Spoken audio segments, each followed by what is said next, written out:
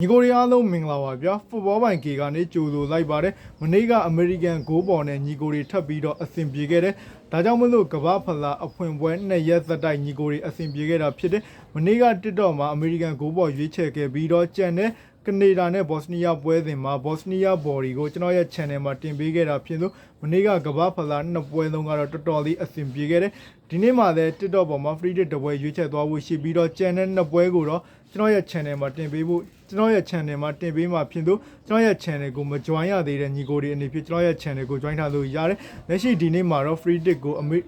ဟေဒီနဲ့စကော့တလန်ပွဲစဉ်ကိုရွေးချယ်ထားပါတယ်ကြံတဲ့ဘရာဇီးနဲ့ကျွန်တော်ကြံတဲ့ဘရာဇီးနဲ့မော်ရိုကိုဆွစ်ဇာလန်နဲ့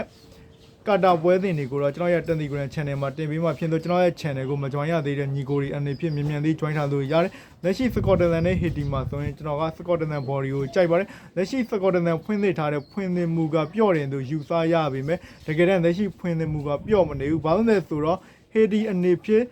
ကမ္ဘာဖလားမကစားခင်ခြေသံပွဲတွေကစားတော့ကစကော့တလန်နဲ့ ranking သိမ့်မကွာတဲ့တူနီရှာအိုက်စလန်တို့နဲ့ပွဲစဉ်တွေမှာတူနီရှာအိုက်စလန်တို့ဖွင့်သစ်ခဲ့တဲ့ဖွင့်သစ်မှုက level ဝင်းကျင်ပဲရှိလို့လက်ရှိဒီပွဲစဉ်မှာဖွင့်သစ်ထားတဲ့စကော့တလန်ရဲ့ဖွင့်သစ်မှုကလုံးဝပျော့မနေဘူးစကော့တလန်အနေဖြင့်လက်ရှိ group C ကနေအုပ်စုဒုတိယဒါမှမဟုတ်အကောင်းဆုံးအုပ်စုတတိယနဲ့နောက်တစ်ဆင့်ကိုတက်ချင်ရင် group C ရဲ့အားအနည်းဆုံးအသင်းဖြစ်တဲ့ Haiti နဲ့ပွဲစဉ်မှာမဖြစ်မနေနိုင်ပွဲရဖို့လိုအပ်နေတာဖြစ်တဲ့ဘာလို့လဲဆိုတော့စကော့တလန်အနေဖြင့် Haiti နဲ့ကစားပြီးတာနဲ့ဒီအုပ်စုရဲ့အသင်းကြီးတွေဖြစ်တဲ့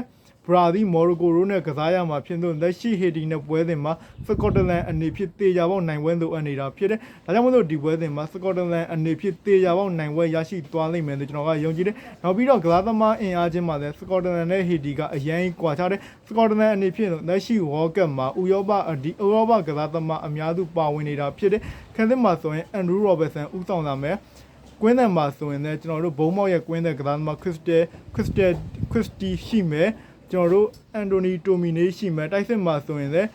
တိုရီနိုရဲ့တိုက်စစ်ကစားသမားအဒန်ရှိမယ်နောက်ပြီးတော့ Ranger ရဲ့တိုက်စစ်ကစားသမားရှက်လန်ဦးဆောင်လာမှာဖြစ်တယ်ဒါကြောင့်မလို့ကစားသမားအင်အားချင်းမှာလည်းအရန်ကွာခြားနေတာမလို့လက်ရှိ Haiti နဲ့ Scotland ပွဲစဉ်မှာကျွန်တော်ကတော့ Scotland body ကိုဒီနေ့မှာညီကိုတို့အတွက် free day ရွေးချယ်ပေးခြင်းပါတယ်ညီကိုတွေအားလုံးပဲတာပျော်ရွှင်သောနေ့ရက်တွေကိုပိုင်ဆိုင်နိုင်ကြပါစေ